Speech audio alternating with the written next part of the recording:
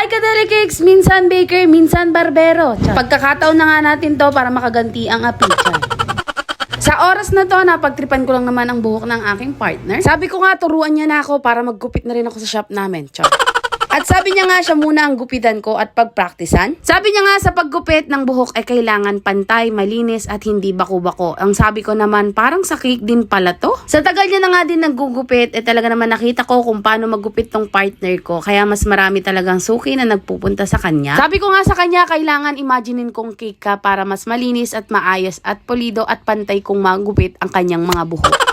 Pero seryoso, gusto ko talagang matuto paano maggupit kahit sa babae lang. Dahil nga marunong din siya maggupit sa babae. Actually, nagre-reban nga din siya. Ang sarap lang sa feeling na marami kang pwedeng gawin at marami kang pwedeng pagkakitaan. Sa lahat naman ng bagay kapag gusto mo yung ginagawa mo, talaga naman kahit gaano kahirap, matututunan mo. Pero sabi niya nga, okay na daw na siya lang daw ang ginugupitan ko at wala nang iba.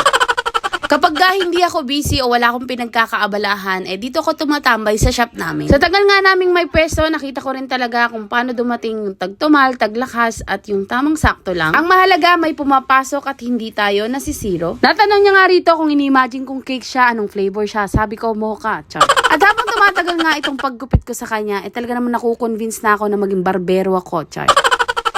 At tignan niyo naman talagang may pagsipat pa. Sabi ko nga, pag day off ng aming barbero, ako na lang ang papasok. O kaya naman, pag gusto niyang magpahinga, ako na lang ang papalit sa kanya. At tignan niyo naman, talagang feel na feel ko ang paghagod sa kanyang ulo. Char! At sa mga oras na yan, natapos ko na rin gawin yung cake, yung buhok niya. Siyempre, bago ang lahat, kailangan pagpagan muna natin para naman matanggal yung mga buhok na nalaglag o nalagay sa mga damit niya. At nang matapos ko nga, dahil hindi nga tayo professional sa pagkukupit, nilinis niya pa rin kahit papaano. Pero konti na lang, konting remedyo at konting practice pa, talaga namang matututo na ako.